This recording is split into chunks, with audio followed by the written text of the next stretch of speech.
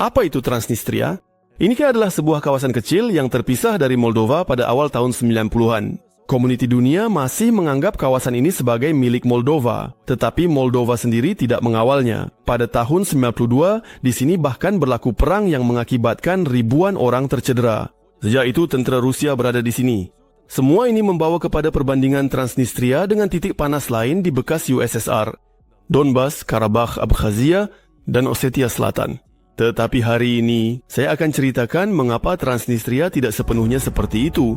Saya sangat suka Eropa, ya maksud saya, dan saya sangat suka budaya mereka. Dalam episod ini, kita akan mengetahui tentang harga di Transnistria. Murah, memandangkan gas yang sangat murah. Kenapa orang asing datang ke sini? Kami ingin melihat tentang kesatuan Soviet, dan bagaimana mereka menjaga warisan Soviet di sini. Ini adalah patung besar Lenin di tengah Tiraspol, tetapi di sini kepala Ilyich yang besar sahaja. Selepas makan tengah hari di kantin Soviet, saya akan pergi melihat roket-roket yang dalam akhbar disebut sebagai bom nuklear kotor. Kenderaan itu telah ditembusi truk bahagian belakangnya dan ia terbenam ke dalam tanah. Kita akan singgah ke Lombong di mana kononnya bom-bom ini disembunyikan dan kemudian kita akan melihat tempat-tempat di mana pertempuran sebenar berlaku. Kita akan pastikan bahawa di Transnistria mereka tidak menerima mata wang Moldova, bahkan di kedai yang bernama Moldova, dan kita akan singgah di salah satu taman terbaik yang pernah ada di Kesatuan Soviet. Kita akan bersantai sekejap di kelab-kelab tempatan, pergi menonton perlawanan Sheriff Tiraspol yang baru-baru ini mengalahkan Real Madrid, dan kita akan terjebak dalam serbuan polis di pantai bandar. Dari semak-semak ini, anggota Kementerian Dalam Negeri menyerbu. Hari ini kita akan tahu berapa banyak kewarganegaraan yang dimiliki oleh seorang penduduk Transnistria yang biasa dan mengapa orang dari Transnistria berpindah ke Moldova. Kita akan tanya, bagaimana kehidupan mereka di Kishinev, hanya tahu bahasa Rusia, dan apa yang mengejutkan mereka di ibu kota Moldova. McDonald's ada sepasang pam. Jangan lupa melanggan saluran ini. Kita pergi.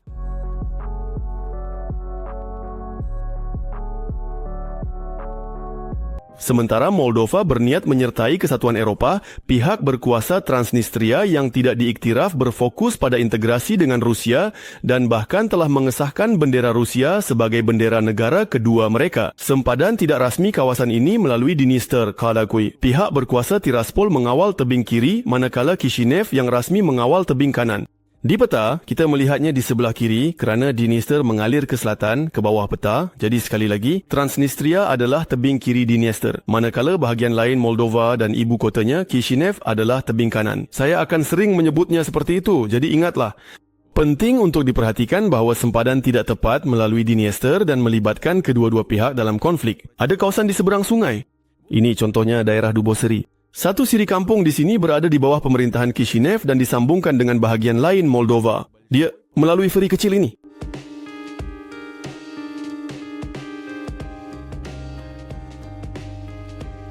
Dan di sini sebaliknya. Bandar Benderi terletak di tebing kanan tetapi dikawal oleh Transnistria. Sebahagian daripada bandar ini sebenarnya adalah enklav di dalam kawasan yang dikawal oleh Moldova. Untuk sampai ke kawasan mikro utara dari Benderi, kita perlu keluar dari Transnistria dan melalui kampung Moldova, Varnitsa. Status yang tergantung ini hampir menghentikan kehidupan di kawasan bandar ini. Kawasan perindustrian, PRI, ditinggalkan dan menjadi tempat pembuangan sampah dan rumah-rumah, walaupun tidak sepenuhnya, tetapi telah ditinggalkan. Kedai ini tidak beroperasi selama 20 tahun dan bangunan ini di sempadan Transnistria juga tidak ada yang menyelesaikannya. Sebab kedudukan bandar di tebing Dniester di Benderi berlaku pertempuran yang paling sengit. Ingatlah jambatan ini di atas Dniester dan lengkungan ini di sebelah lain jambatan. Inilah bagaimana mereka kelihatan sekarang dari tingkap kereta saya. Sejak itu, tidak ada tembakan di sini dan dalam 30 tahun, satu generasi orang telah tumbuh yang tidak pernah melihat perang tetapi sudah biasa dengan pos pemeriksaan. Sekarang jambatan-jambatan telah dicat semula dengan warna Transnistria dan Rusia dan di sebelahnya mereka telah merenovasi dan menjadikannya sebagai objek pelancongan kubu Bender yang besar. Ia pernah dirampas oleh orang Rusia dari orang Turki.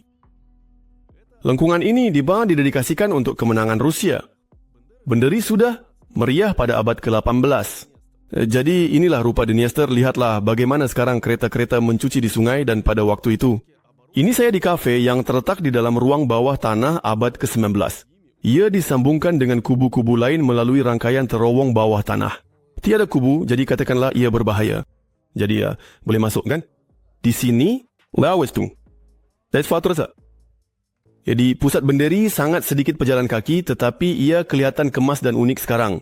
Jalan batu baru dan bangku di samping sudut-sudut yang ditembak, rumah-rumah dan papan tanda dalam gaya Soviet. Monumen untuk anggota bomba dibina merujuk kepada tindakan ketika itu pertama diletupkan adalah kereta bomba.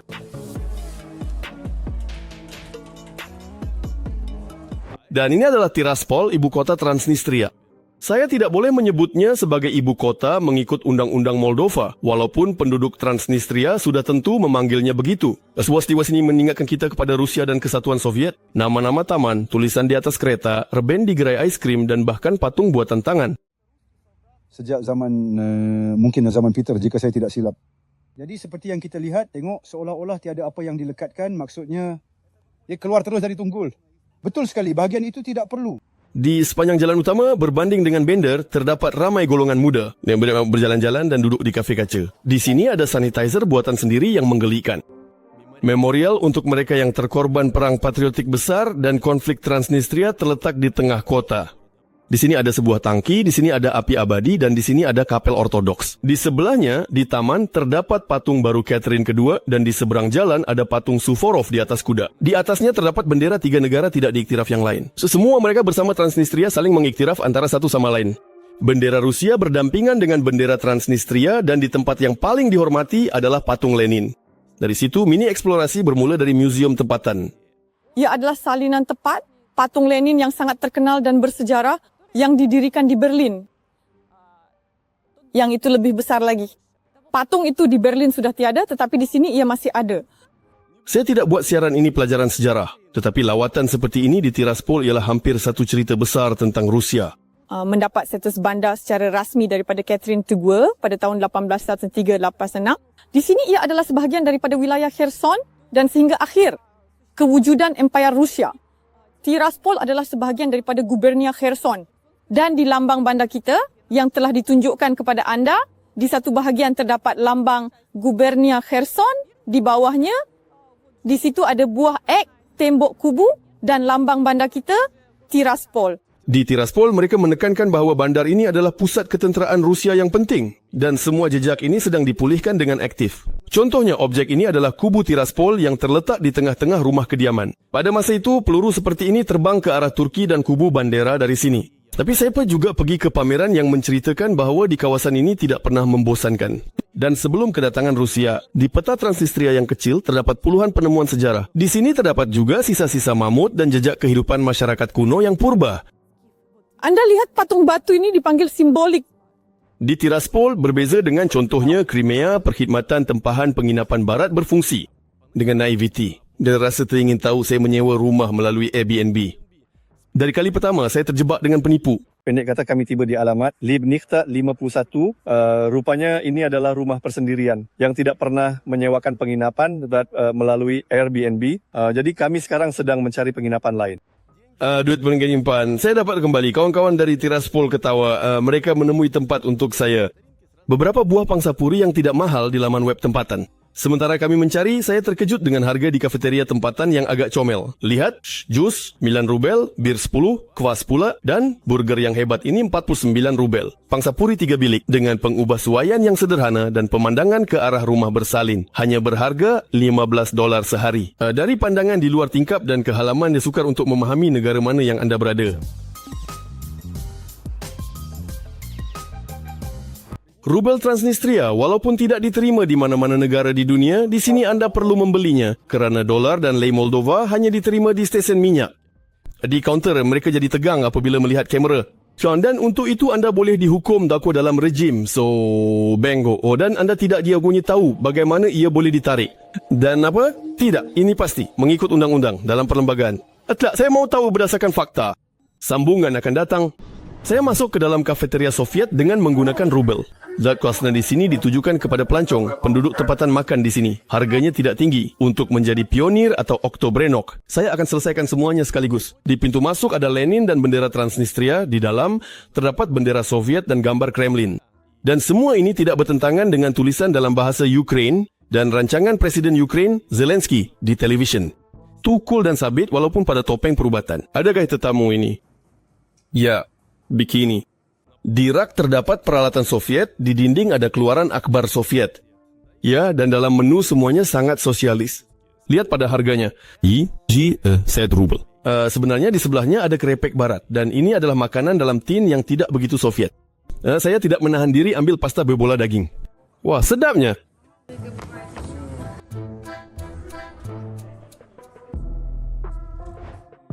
Sekarang ini mungkin kelihatan lucu, tetapi pada pertengahan tahun 2000-an, suasana di Dniester sangat tegang dan media dengan serius mendakwa bahawa senjata nuklear sedang dibangunkan di Transnistria.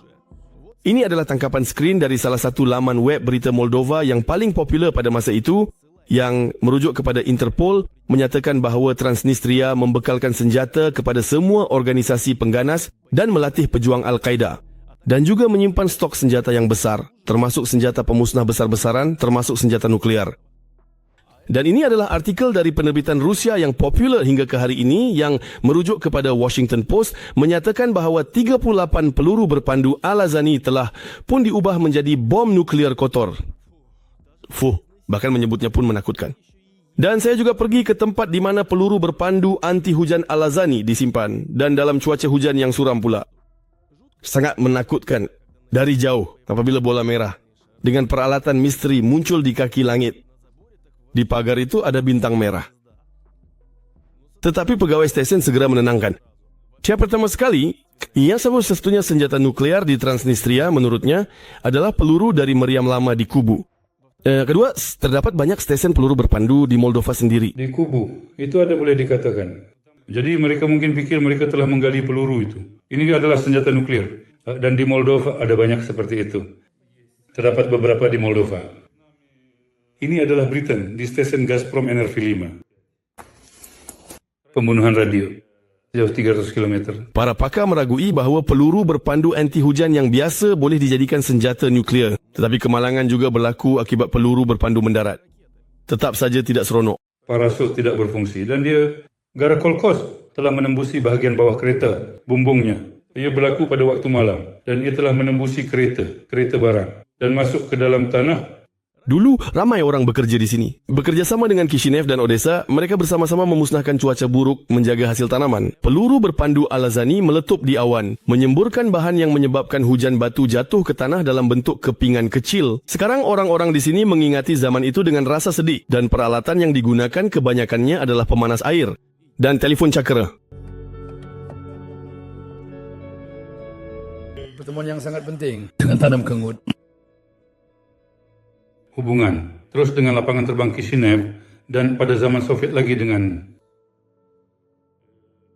daerah tentera kanak-kanak. Peralatan ini seolah-olah berkala. NATO hanya bermimpi tentang itu. Bahkan seluruh memberikannya. Jadi kami tidak akan menyerahkannya. Menurut kabar angin, bom nuklear disimpan di Transnistria dalam lombong terbiar, tidak jauh dari Tiraspol. Sudah tentu kita akan singgah di situ juga melalui lumpur, lopak dan semak di sebelah bangunan Soviet yang terbiar dan gereja Old Believer. Sebelum masuk, pastikan ada kompas dan bagaimana untuk mencari jalan keluar sekiranya berlaku kecemasan kerana kita akan memasuki labirin sepanjang 15 km. Jika mahu, tentu saja boleh sembunyikan apa saja. Saya pasti seseorang perlu tahu bahwa Anda akan turun ke bawah tanah untuk mula membunyikan loceng amaran. Jika tiba-tiba mereka ingat bahawa mereka mula mencarimu. Ini adalah aturan penting. Terus adakah kompas kamu berfungsi di sini? Ya, menangkap. Pada zaman Soviet, lombong ini beroperasi dan di sini mereka mengeluarkan batu binaan. Di beberapa tempat, ketinggian siling mencapai 3 tingkat. Di dinding terdapat tulisan-tulisan komunis dan jarum jam yang menunjukkan arah keluar, tetapi seseorang telah mengeluarkan kaset lama dengan lagu-lagu Ruki Ver untuk mencari jalan kembali melalui pita. Di mana-mana ada beg dan kotak yang mencurigakan. Silin yang hangus berfungsi sebagai dinding untuk kebebasan bersuara dan siling ini adalah sejenis pemasangan dari golongan muda tempatan yang suka lepak di lombong. Air menitik dari siling ke lopak yang jernih, di sebelahnya ada gumpalan aneh dari acuan yang sempurna dan sebagainya. Dan di sini, dalam sebuah perigi yang sangat dalam, seekor anjing yang jatuh dari langit menemui kematiannya. Di sini mereka menggali perigi, ya, dan berjaya sampai ke Lombong. Kami berjaya sampai ke Lombong, menggali lubang udara supaya udara dapat keluar. Tidak menemukan satu kepala peledak nuklear, kami menghabiskan masa bermanfaat melakukan penyeksaan. Seksaan kesunyian. Dan kami hendak berdiri sampai seseorang bercakap. Dia Pendek kata kita matikan lampu dan diam. Penyeksaan dengan kesunyian.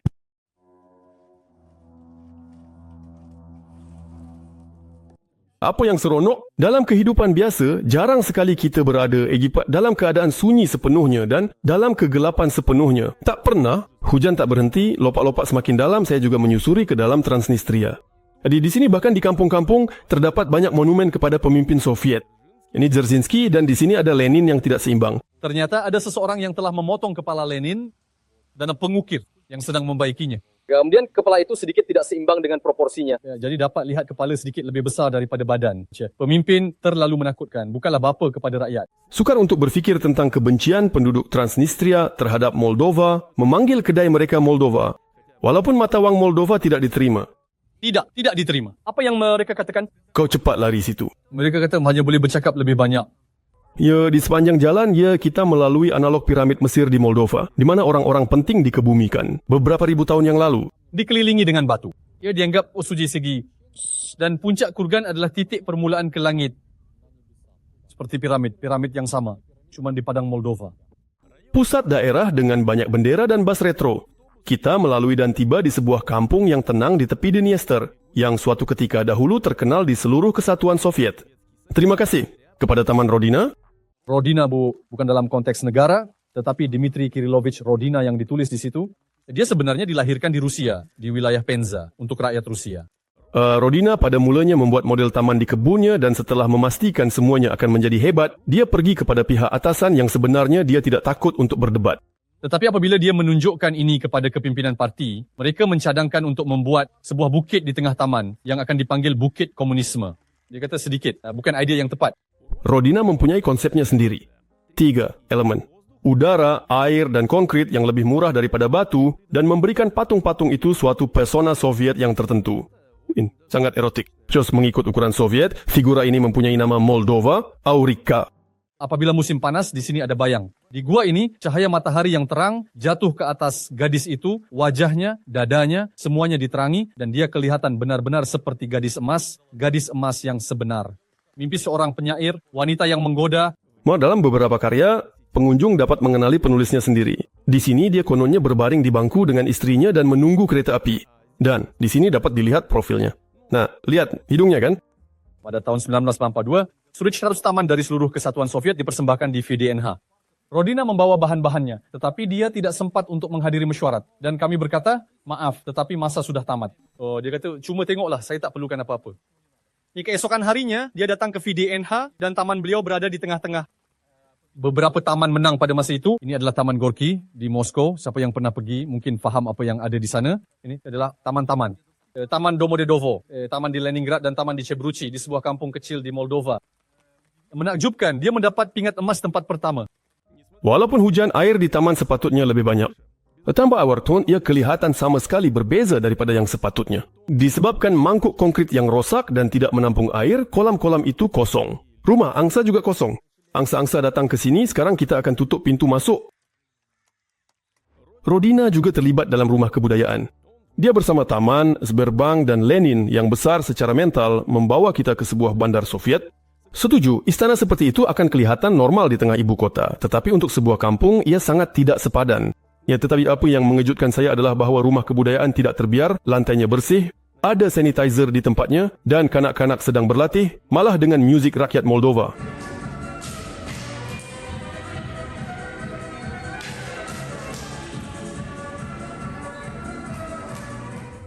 Saya akan menghabiskan hari hujan ini di Tiraspol melakukan perkara-perkara yang saya suka. Ya, tidur, minum kopi dan menunggu cuaca baik.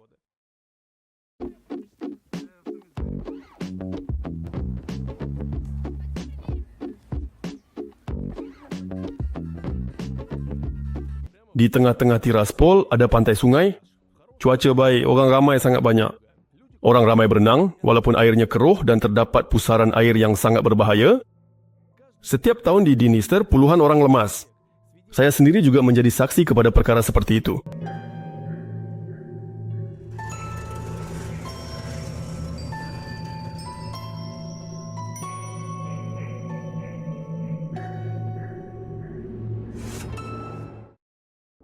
Saya tidak akan bercakap lagi tentang perkara yang sedih. Di pantai muzik yang ceria, budak-budak dengan gitar menyanyi lagu Choi, dan dari kapal lagu-lagu Moldova kedengaran lagi. Perayaan untuk penggemar makanan, Cimoldoman, wain yang hebat, wain yang hebat, wain yang hebat.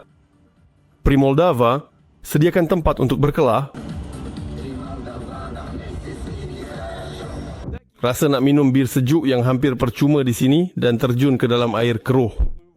Jadi selalunya di sinilah orang lemas sebenarnya. Terlalu berat, arus pun tak bawa kau. Macam air di teluk tu pun keruh juga, tapi ada arusnya. Bukan macam di kolam renang tu kau tahu. Di kolam renang kita ada bahan kimia, tapi di sini produk semula jadi. Di dalam 40-an mereka mula membuang produk semula jadi. Lepas tu Chisinau membuang dengan baik, dan di sini di Tiraspol. Sedap!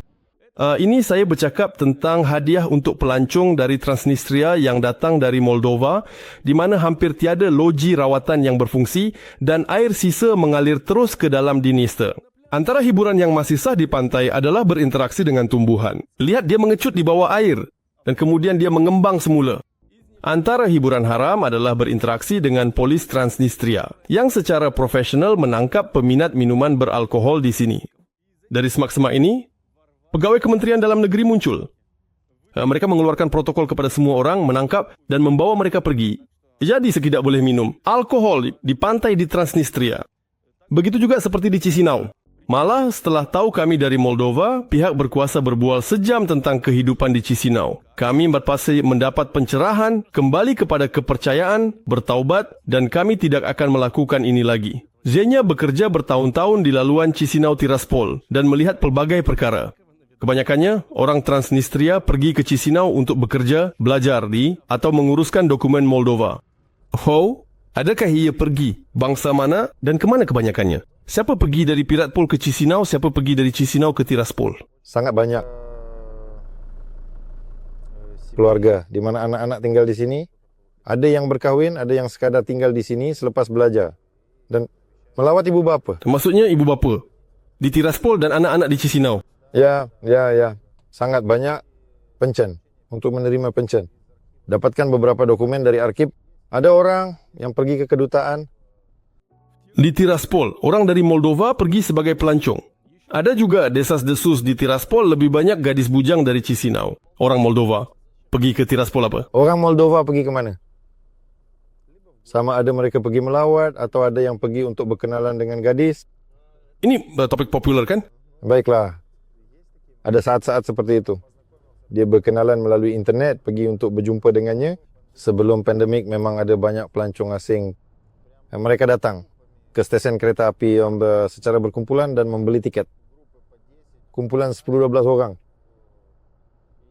Pergi tengok, tinggal di sana 2-3 hari. Semua orang asing yang pergi, kebanyakannya mereka semua berkata, kami ingin melihat kesatuan Soviet. Satu perkara ini, bahkan orang Moldova yang sudah lama di Tiraspol tidak pernah pergi. Walaupun Tiraspol sedang berubah, tetapi ia masih yang terakhir dengan Chisinau. Tetap saja, bila orang-orang kita dari Moldova sampai ke Tiraspol, mereka teruja. Macam seolah-olah kembali ke masa lalu. Barang-barang yang ditukar antara penduduk Chisinau dan Tiraspol, itu satu topik yang berbeza untuk lawak. Seorang lelaki, mungkin berumur 60 tahun, sedang menyerahkan beg plastik dan dan di dalamnya surat khabar lama. Ini akhbar lama. Dan saya sudah tentu bertanya, saya periksa supaya ia bukan sesuatu yang dilarang. Dan saya katakan, kenapa anda menyerahkan surat kabar lama ini?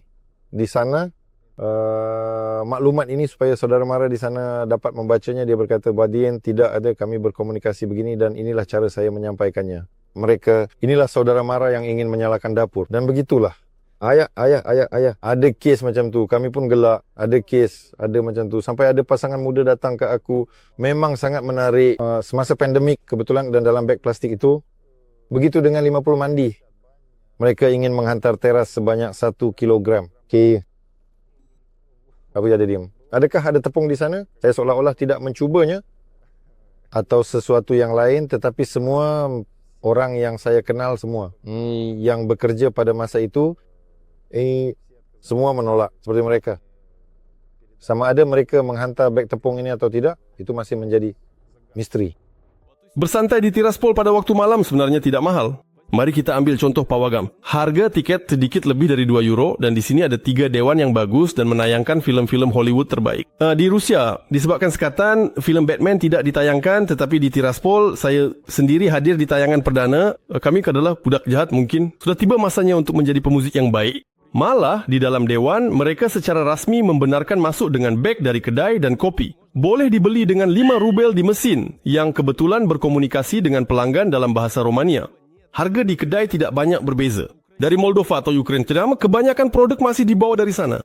Tetapi alkohol yang dihasilkan di Pridnestrovie harganya sangat murah. Contohnya sebotol konjak berusia 5 tahun harganya sedikit lebih dari 3 euro dan alkohol yang lebih biasa harganya 2 kali ganda lebih murah. Dan itu adalah kafe yang terletak betul-betul di tengah bandar. Shishan 80 rubel kopi, 12 dan teh begitu. Teh 7 rubel. Kita ambil bil dan pergi berjalan-jalan di Tiraspol malam. Secara peribadi, saya hanya perasan bahaya. Air pancut membunuh dengan kejutan elektrik dan roller drome di mana anda boleh cedera. Di Taman Baru, orang ramai beri makan angsa dan merpati serta bergambar di hadapan model kubu Tiraspol.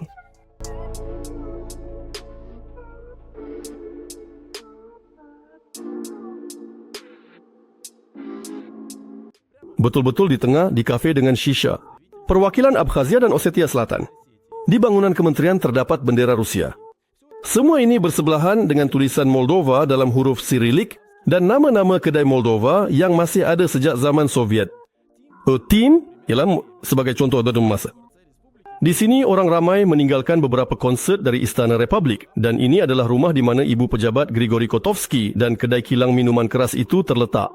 Kami menyeberangi Lenin Street dan melihat pentadbiran bandar dan pejabat paling hebat syarikat utama Transnistria, Sheriff. Air pancut nyanyian juga menelan belanja yang banyak. Saya boleh katakan pada musim panas, suasana di sini seperti resort. Seorang nelayan jambatan Nestor juga setuju dengan saya. Harga di kelab dan bar karaoke adalah 3 kali lebih rendah daripada di Chisinau. Tetapi, Tiraspol sesak untuk belia tempatan. Ini contohnya Sasha. Dia pergi ke Ukraina dan Moldova untuk mencari hiburan. Dia ingin pergi selamanya, seperti kebanyakan kenalannya, tetapi buat masa ini tiada peluang. Ke Crimea dan ke Moldova. Saya pergi ke Ukraina semata-mata untuk berseronok, ya, maksudnya bersama keluarga saya. Ini mungkin laut, bukan ladang. Di tidak Moldova dan juga Chisinau. Ada juga institut hiburan atau perubatan. 80% malangnya telah meninggalkan Transnistria karena infrastruktur kita sangat kurang berkembang. Jadi malangnya tiada peluang untuk orang ramai mencari rezeki. Maksudnya seandainya boleh, saya pun ingin pergi. Tetapi malangnya keadaan memaksa saya untuk tinggal di sini. Ya, sudah tentu saya sangat suka Eropah dan saya sangat suka budaya mereka. Saya juga ingin pergi ke sana. Saya bekerja di pusat kesihatan. Sekarang saya bukan lagi pakar senior. Saya seorang yang serba boleh. Saya mempunyai suami yang malangnya tidak dapat mencari gaji yang layak di Transnistria dan pergi bekerja di Jerman. Apabila ditanya tentang apa yang dia banggakan di Transnistria, Sasha berfikir. Warna tempatan, orang-orang di sini kami semua mesra dan bersatu. Sentiasa ada peluang untuk meminta bantuan. Dan sebenarnya di sini sangat hijau. Saya pernah pergi ke bandar-bandar lain sebelum ini. Saya ingin katakan di sini sangat bersih. Kami boleh memberikan layanan yang baik. Dan secara umumnya bukan bandar yang mencantikkan orang, tetapi orang yang mencantikkan bandar. Sukar betul untuk hidup dengan satu pasport yang tidak memberikan pengesahan dan ke bandar-bandar lain. Maksudnya kami adalah negara yang diiktiraf di BCS 9. 30 tahun. Dan saya sangat berharap agar nenek datuk saya dapat mencapai saat itu di mana mereka sudah tidak dikenali lagi. Sukar, tunggu aja. Untuk itu pasport lain akan dibuat kemudian supaya sekurang-kurangnya boleh keluar ke mana-mana. Sama seperti dengan mata wang kita, maksudnya pasport dan mata wang adalah sama. Maksudnya ia tidak diiktiraf. Tetapi walau bagaimanapun sekurang-kurangnya kita boleh pergi ke Moldova. Untuk memahami pandangan mereka yang telah meninggalkan tanah kelahiran mereka di Transnistria ke Kishinev, tetapi pertama kali saya akan mengisi minyak kereta dengan rubel tersisa. Saya tidak memerlukannya lagi. Dan bahan bakar di sini selalu lebih murah sekitar 15%. Di 208 sila tunggu sebentar, nombor 5. Dima, dia berpindah dari Tiraspol ke Kishinev dan membina kerjaya sebagai pelawak stand-up dan penyiar radio di sini. Rupanya ada pembedahan seperti itu, saya baru tahu di internet, namanya hymenoplasti. Itu adalah ketika gadis-gadis dipulihkan keperawanan mereka melalui pembedahan. Di sini, ya, pembedahan yang sangat aneh. Seorang gadis memberitahu saya, ngomong saya yang pertama untuk di bulan ini, saya dipekerjakan di sini. Saya terlibat dalam humor, saya menulis hobi. Kemudian kawan-kawan berpindah awal dari Transnistria, dia ajak saya untuk bekerja di sini. Ya, kenapa tidak? Karena saya paham hampir tamat. Di Uni saya belajar di tahun akhir, saya tidak akan menjadi sebagai seorang programmer. Kamu faham apa kerja itu? Kerja yang hebat banyak, tetapi tidak ada duit, tidak perlu. Saya mau terlibat dalam seni dan jadi saya berpindah bekerja di televisyen sebagai penulis dalam satu projek berbahasa Rusia. Dan jadi saya suka berada di sini. Ditambah pula, di sini memang ada lebih banyak peluang dalam bidang ini untuk melakukan sesuatu berbanding di Tiraspol. Sebabnya, kerana di sana secara keseluruhan duit lebih sedikit dan macam nak buat sesuatu di televisyen, ya. Saya tidak melihat sebarang peluang. Di Transnistria, Dima belajar untuk menjadi IT tetapi akhirnya lebih tertarik pada humor, terpaksa berpindah. Dakun tahun itu saya mendaftar dan semua akan berfikir, saya pernah dengar ada kawan-kawan yang bekerja dari Tiraspol dapatkan $3,000 jarak jauh. Saya dengar $3,000, itu saja. Saya kira menit.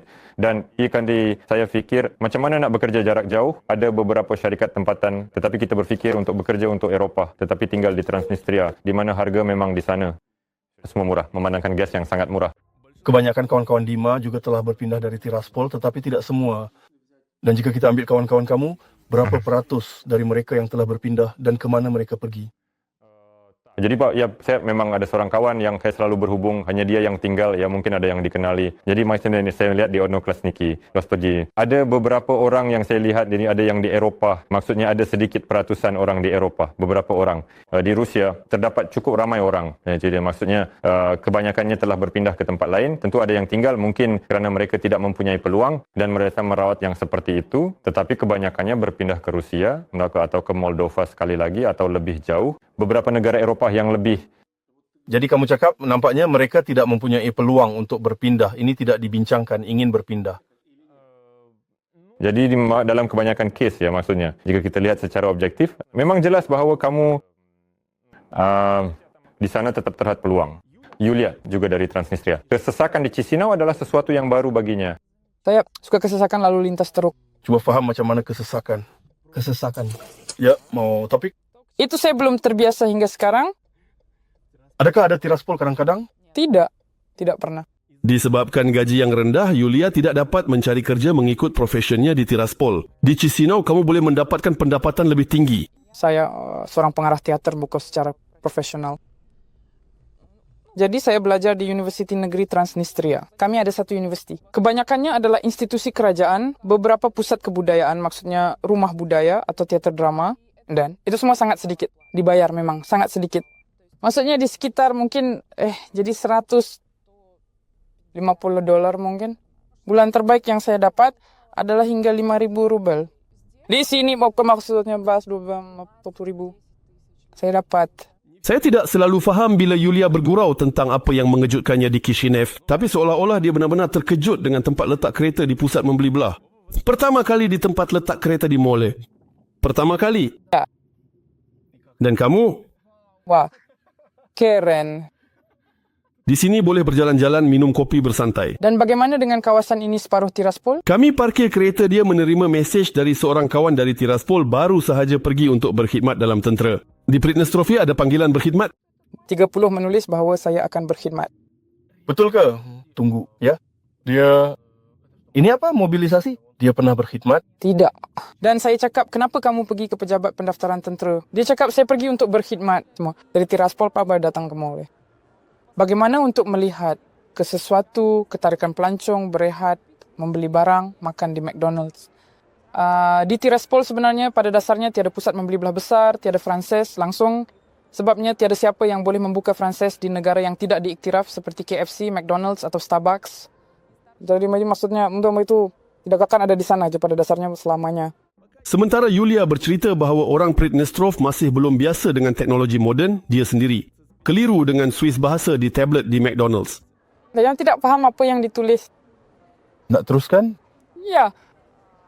Dan ramai yang bahkan tidak faham secara asas bagaimana ini dilakukan.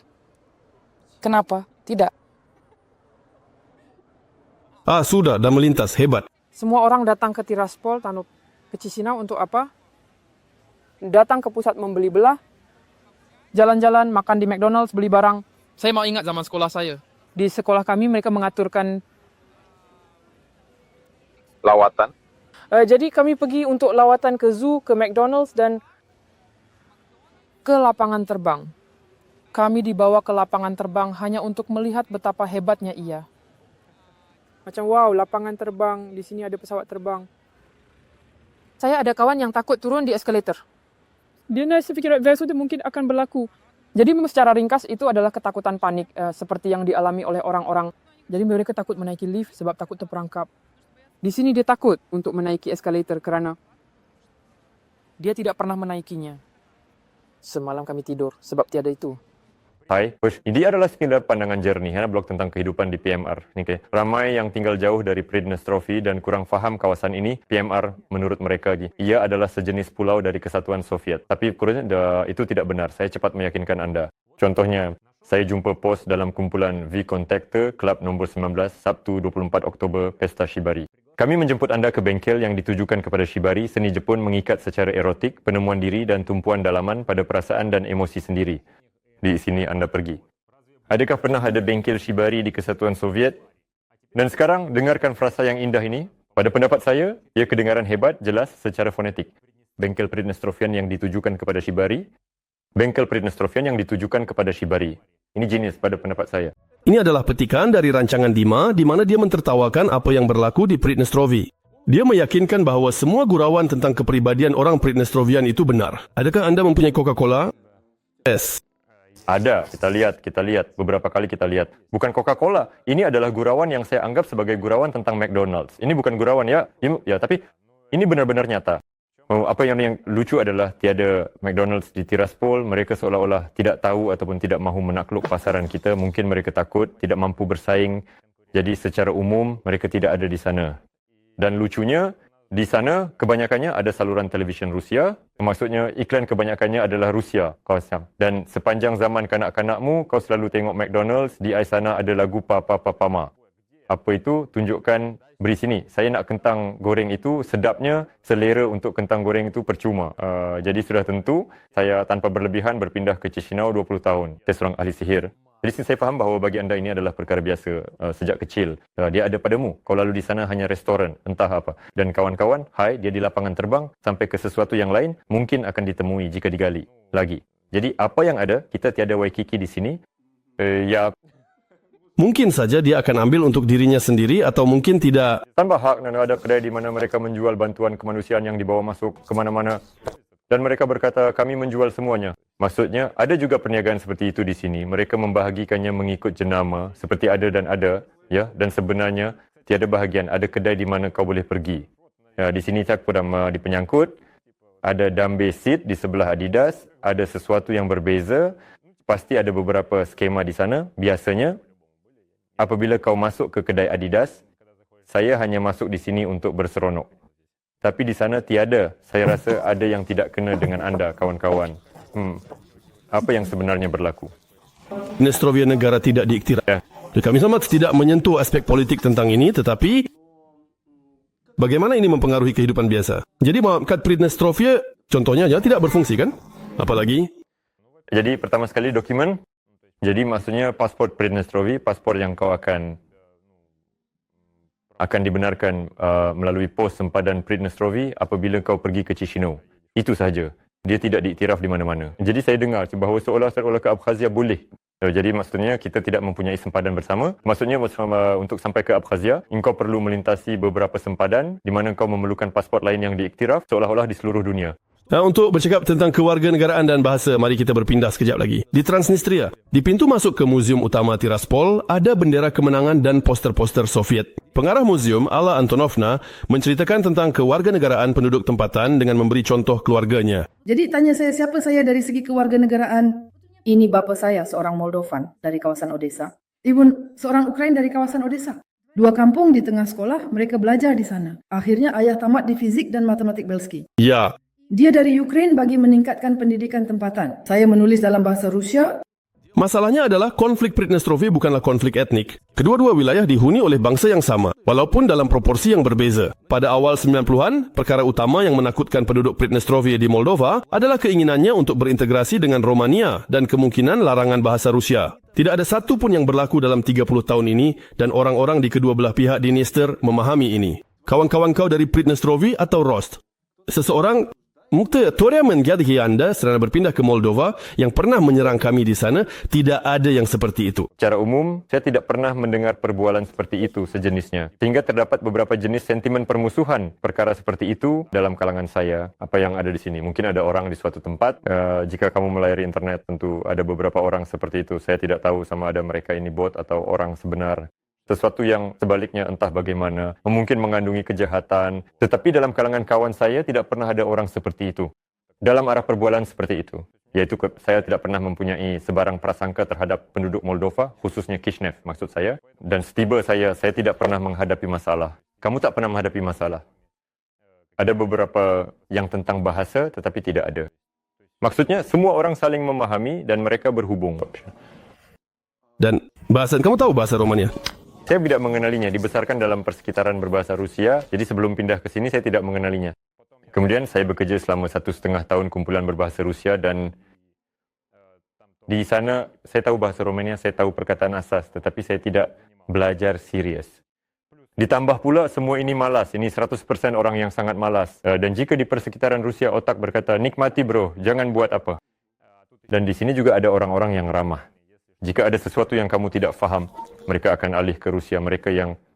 Dan kemudian situasi berubah, saya pergi bekerja di tempat lain. Kebanyakan orang dalam kumpulan itu berbahasa Romania. Dan itu benar-benar memotivasi saya. Mulakan, entah bagaimana untuk belajar bahasa. Saya telah menghadiri kursus dan pada dasarnya, saya terlibat dalam persekitaran berbahasa Romania. Sekarang saya lebih kurang memahami kebanyakan. Jika ada sesuatu perkataan yang saya tidak faham, saya tanya. Saya boleh bercakap dengan buruk, dengan kesilapan, tetapi saya cuba. Kamu hidup tanpa pengetahuan, sebenarnya ya dalam diam, ya. Saya tidak berbangga dengan ini sama sekali. Tetapi begitulah keadaannya ya. Maksudnya saya tidak faham bahawa ini adalah pengasingan. Saya tetap berpendapat bahawa kita perlu tahu bahasa negara di mana kita berada. Kita buat sekurang-kurangnya beberapa langkah. Kita berdua melihat bahawa ramai orang di Kishinev tidak tahu atau sangat kurang tahu bahasa Romania. Mereka tinggal di sini. Tapi tak tahu, ya, sangat normal, ya. Ya, 100%. Terutama sekali ramai orang yang lebih tua, yang juga mempunyai perniagaan berjaya. Jadi ini bukan masalah langsung. Tidak.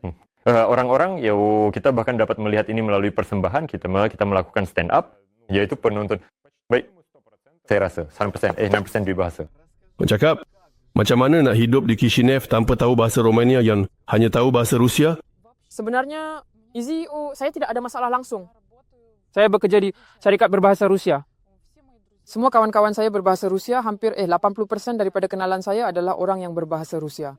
Kebetulan di syarikat kami ada banyak orang Pridnestrovian, sangat ramai. Maksudnya, mungkin ada sekitar 40% penduduk tempatan di sana. Saya maksudkan dari Moldova, bukan Kishinev, yaitu orang Moldova, ya.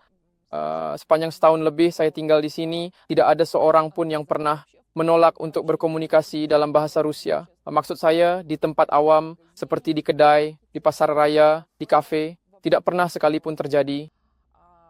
Ada satu kes di mana saya dijangkiti virus corona, doktor datang melawat saya.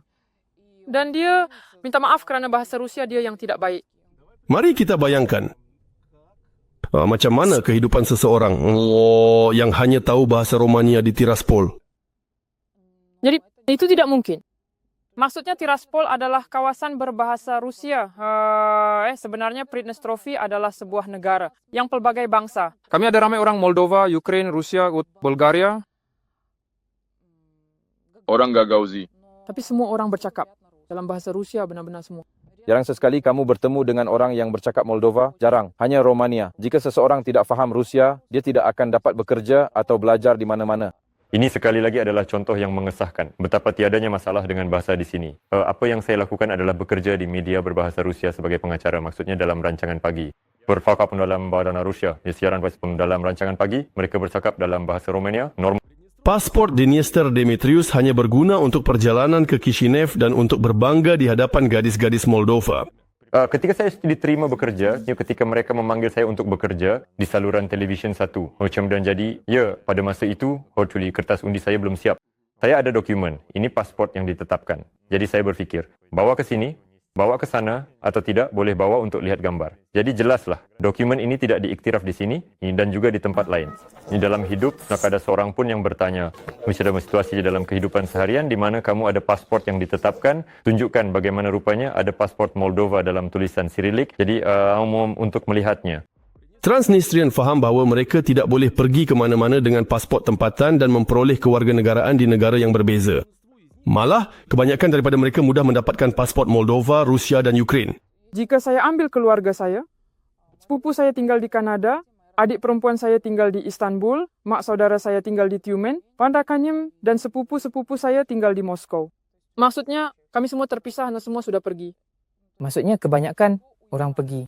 Tapi pada dasarnya sudah tentu ini adalah Rusia. Tetapi sekarang sukar untuk mengatakan kemana yang lebih baik untuk kita kepada kami, orang Transnistria. Orang yang mempunyai 4 pasport. Kamu pun ada 4 juga. Ya. Kamu ada 4 pasport? Saya 4 pasport. Saya ada seorang wanita Ukraine dilahirkan di Transnistria. Bekerja tinggal di Moldova. Jadi maksudnya saya hanya bercakap dalam bahasa Rusia. Hanya dalam bahasa Rusia. Yulia berfikir panjang tentang berpindah ke Chisinau. Sekarang dia sering pergi ke Tiraspol pada hujung minggu untuk berehat. Saya tidak suka bandar ini sama sekali. Saya berfikir apa yang akan saya lakukan di sini. Saya tidak tahu bahasa Moldova sama sekali. Saya sudah tahu bandar ini, saya tiada kawan di sini. Ada macam tu. Saya tak mau pindah ke Chisinau. Mereka tak suka di sana. Tidak. Saya selalu datang ke sini dengan sangat kerap. Sebenarnya saya tidak ada sepanjang waktu ini sebarang. Sebab begitulah. Sebenarnya. Kita siapa ya orang Transnistria? Tidak, di sini orang Transnistria sangat disukai. Saya perhatian bahawa apabila saya datang ke Tiraspol, rentak hidupnya sangat berbeza. Ya, di Chisinau semua orang begitu perlu cepat buat duit, perlu sempat buat lebih banyak kerja di sana. Dan di Tiraspol saya rasa lebih santai. Kau juga rasa macam tu? Ya, sudah tentu. Betul tu. Di sini saya ada di sana, kerja rumah. Di Tiraspol saya rasa seperti ada ruang untuk bernafas. Saya pergi ke sana untuk bercuti, untuk bersantai. Saya tidak fikir tentang kerja. Saya bertemu dengan kawan-kawan pergi ke Pawagam. Semua yang dekat ibu bapa. Saya pergi ke sana semata-mata untuk bersantai. Saya tenang di sana. Di sana semuanya tenang, di sana sunyi, di sana tiada kesesakan. Tiada kerja, tiada masalah. Tidak ada kerja. Tiada kerja dalam konteks apa? Dalam maksud umum?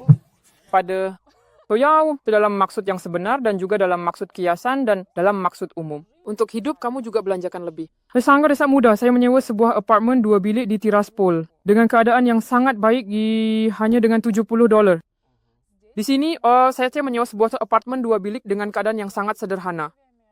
Dengan harga €180.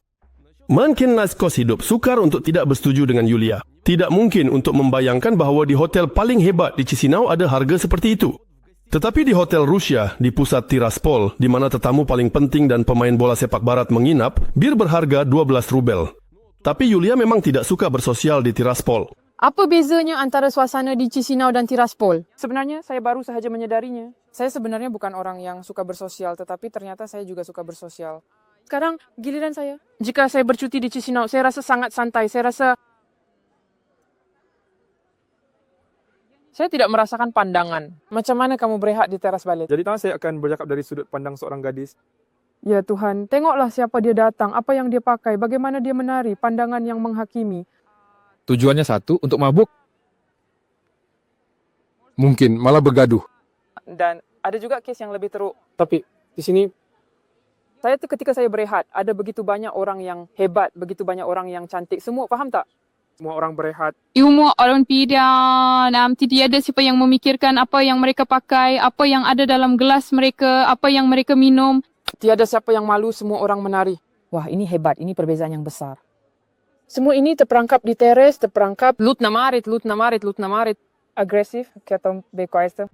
Kapal pelayaran yang menarik perhatian saya sebagai orang Chisinau, Yulia juga mengkritiknya. Saya sejujurnya tidak pernah sekalipun sepanjang 31 tahun hidup saya pergi ke sana. Vodka atau kerepek nata kruton. Dan saya tidak tahu Lepskrisha. Walaupun Dima mengendalikan blog tentang Transnistria, di atas pentas dia jarang membuat lawak mengenainya. Saya ada satu lawak yang ia berdasarkan permainan kata, sangat permukaan bahawa saya dari Transnistria. Jadi saya tidak berminat untuk bermain mafia kerana saya selalu dapat syarif. Jadi macam tiada langsung intrik. Jadi di sini saya faham lawak ini, maksudnya okey. Tapi saya entah kenapa tidak menulis tentang tema-tema tempatan, bahan-bahan yang setempat. Mungkin juga kerana saya telah bersiap sedia selama setahun untuk berpindah ke Moskow.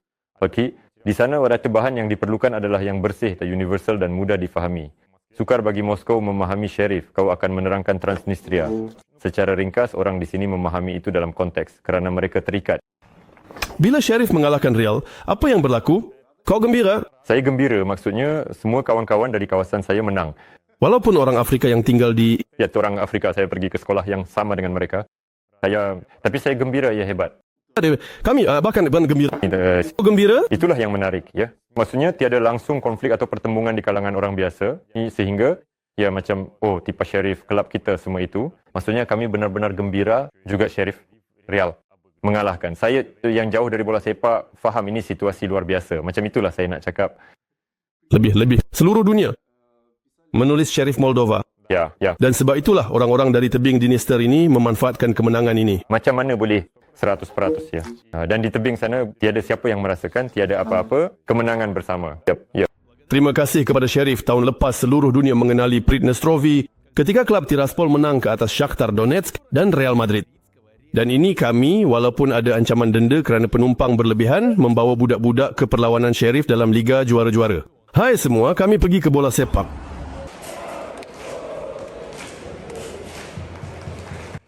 Macam mana peminat berbangga dengan kemenangan Sheriff? Walaupun di sana hampir tiada orang Pridnestrovian, begitu juga Yulia berbangga dengan asal-usulnya, walaupun dengan semua kekurangan di kawasan asalnya. Bila saya pergi ke mana-mana, saya melalui pasport Podneskov. Jika orang tanya, dari mana kamu? Apa yang kamu cakap?